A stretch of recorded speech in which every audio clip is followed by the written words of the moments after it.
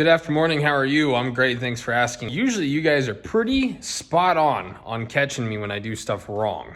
You guys were so busy commenting purple banana. Some of you got creative and said like yellow apples, or someone said pomegranate, but I forgot the color. So kudos. Anyway, NHRA rules specify that a fuel line passing the bell housing clutch area must either be metallic. They don't like to use the word metal.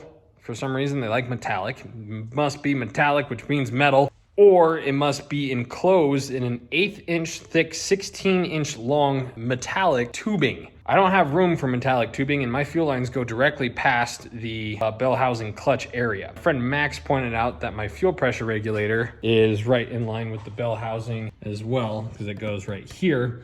As you can see, the fuel lines are right there. So what does this leave us with, you might ask?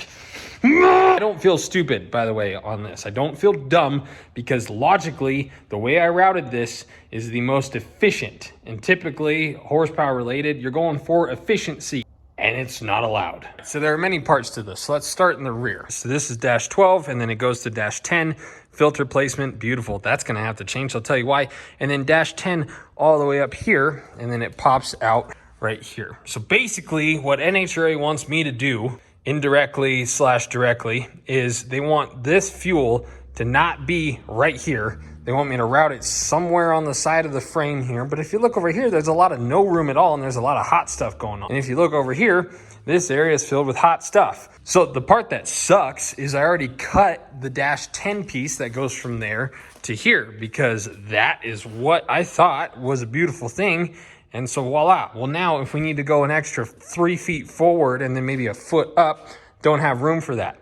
I do have dash 10 left. The problem is you can't just melt the two hoses together. So what I'm gonna do to avoid, because I'm a cheap wad and I've already spent way too much money, instead of buying more dash 10, I'm gonna take this beautiful mount that I made, and we're gonna move the filter somewhere way down there. So basically we're gonna take these fittings off of this and use that 6 or 7 foot stick of dash 10 and run this line all the way under there, so that this dash 10 stick is long enough to go up and over. That is the current game plan. If we come back up here, now we have to figure out how and where and why. So the why back there is gonna have to be somewhere up here. Keep in mind there's gonna be a freaking serpentine belt spinning. Wow, that's a good bearing. Spinning up here. So we don't wanna go from here to there. Ideally, we'd go like right here up to there, but it's close to that. That scares me more than the clutch. So I was trying to avoid the heat at all costs. By the way, this thing is not gonna be making enough power for at least a year to shatter a clutch through what appears to be like 1/2 inch thick aluminum. So this is all dumb in my opinion, but whatever. So with all that frustration being voiced to you guys, I'm gonna undo all the hard work that I did. It might kick a trash can or something. This is stupid. It's stupid. I made a beautifully efficient fuel setup. Just, as our upholstery friend Manny once said, rules are just another man's opinion. So that's kind of where my head is at on this. If you guys haven't caught on, I'm always right. I'm one of the smartest people on this planet. I don't ever have a wrong opinion. Everything I do is perfect sometimes. I think this is kind of the route we're gonna go. I'm gonna bring this up here plenty far away from that, and then we'll just hook these together. But the reason why we're back here and I'm showing you this is I don't have enough dash 8. Starting to sprinkle. This ain't just gonna be good. Yeah, I get it. Is it this box? I just had it out. It's right there on the floor behind you. Oh, you already got it out? Yeah, well, I was gonna use it for some other project, so you came just in time. Because I found something else I'm using. Are you sure? Yeah. Positive? I'm literally making a t-shirt coat hanger out of fuel lines. So. Oh, okay. This is 8? Yeah. That's probably literally what I need. Same about the length. Yeah.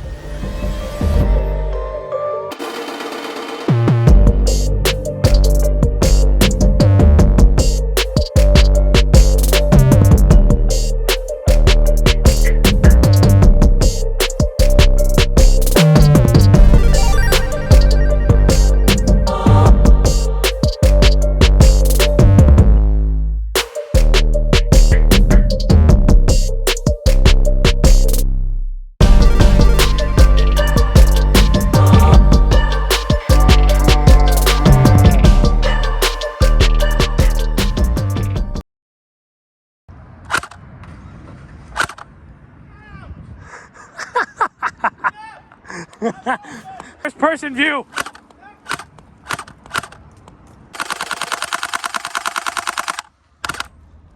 Oh, I'm out of juice. I had to go buy these fittings. These fittings are really, really good. But man, when you're doing this much, they add up. These two, which I just bought 2 days ago for that. I had to buy the exact same thing again. And just these two are $46. So I have $100 in fittings just to make this new setup work, which is dumb. As you may recall, last video, I didn't have this. Used a paper towel to cushion the fittings. And Manny, our neighbor, the upholstery guy, he walked over, didn't say a word to me, and just handed me this stuff. Because he just finished watching the video, saw my paper towel method, and lo and behold, he had this stuff, which I didn't know he had.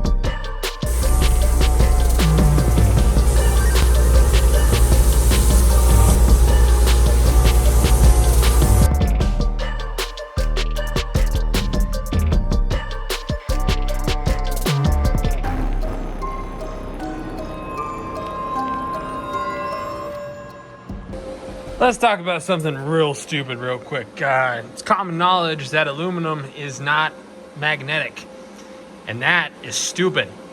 If I was making this out of steel, I could have just held this piece of metal on there on the car and went blah with that thing. But instead, I have to do this Cirque du Soleil balancing act just so I could tack the thing and then go make sure it even fits. And if it doesn't, well, then we're back to, oh, it's so dumb. Oh my gosh.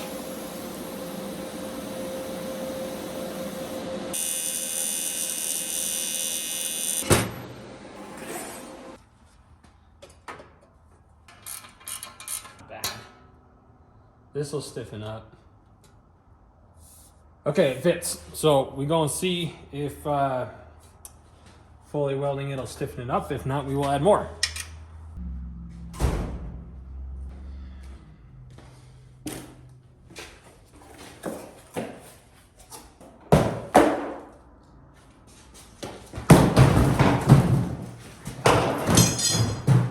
I am flirting with the very bottom of the barrel on this joint. Dumb, stupid, not cool, extra dumb.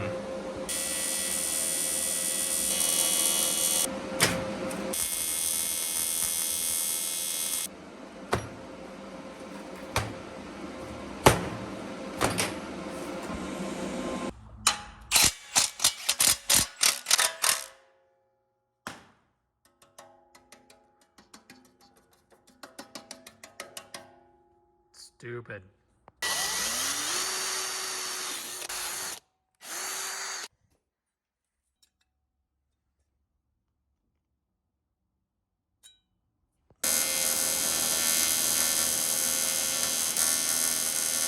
I am really running out of time, so we'll see if I can finish this up. I need because of this new routing, we don't have enough -8 for the return, so I have to make a union. So I called to see what a new stick of that was for the length that I needed, and it was $256. So we're not doing that. But if I make a union, I have enough spare to make it back to the tank. So I went to Cat Performance again, and he didn't have a union, but he had these two. And so I'm going to cut those threads off and weld them together and create a union. And then we should have everything we need to run it back. But I am dangerously running out of time. I'm leaving town tomorrow at 4 in the morning, so we got to roll.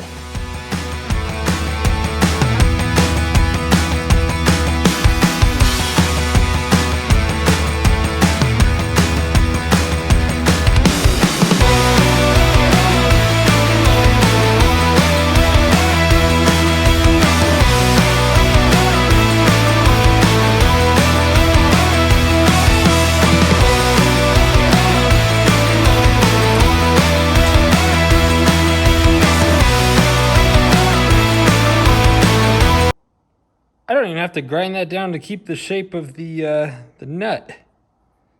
That's pretty. I'm getting pretty good, and I changed the color from black to gold, so now it's more expensive. So we got return going down, and then it reaches. This one is the return. It's barely not long enough. It's quite frustrating. So it reaches to here if I pull it tight, but it's not routed the way it needs to be underneath. So once it's routed and tucked up, it sits like here, which is obviously not where we need it to be.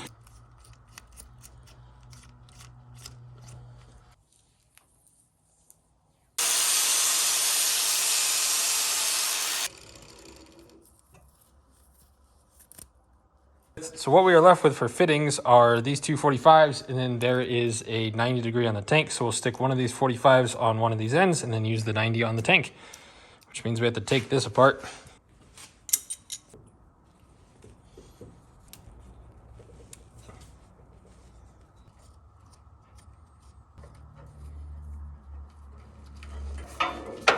Now we have plenty. All right, so I think what I'm gonna do up front right here, because this is pretty thin aluminum. I mean, it's rigid when it's all mounted like it is. But just for the sake of this thing, and to hide that, I think I'm gonna cut like a nice little triangle that'll just kind of, we'll weld it there, and on the bottom, it'll hide that and it'll make this a little more rigid. Also, if you're concerned about this cutting the lines, I am too. We're gonna figure that out. Either make sure they're tucked up here, or figure out how to bevel that. I tried running it through the English wheel. If I ran it enough to curve this down to make it soft so this isn't an issue, it would lose the shape that I've created, so we can't do that. With this like this, that line is touching the wastegate because it's pulled tight, so this is really gonna be sitting probably somewhere like that, honestly. One of you guys said to not do the return on the top because we're gonna aerate the crap out of the fuel. Let me know, do I need a breather on the fuel cell? I probably need one breather, right? I don't know. So cut one of those off, cap it, leave one for a breather, I'm assuming. Let me know. Maybe just stick it. Gosh, that sucks. We were literally like 6 inches short. Also, running into a lot of, I don't like to plan, because if I plan, I've realized that if I go in depth enough about what I'm gonna be doing, the bug's a good example. If I knew everything that we were gonna have to do to the bug and I actually planned it down to a T and I made no mistakes in my planning, I never would have started that. So I've come to enjoy just kind of rolling with stuff, and then it forces me to have to make adjustments along the way. I know that's a stupid way to do it, but I like it. So this is what was included with the water to air intercooler kit. We're probably gonna need a 90, and then we gotta figure out how the heck those lines are safely gonna make it back there.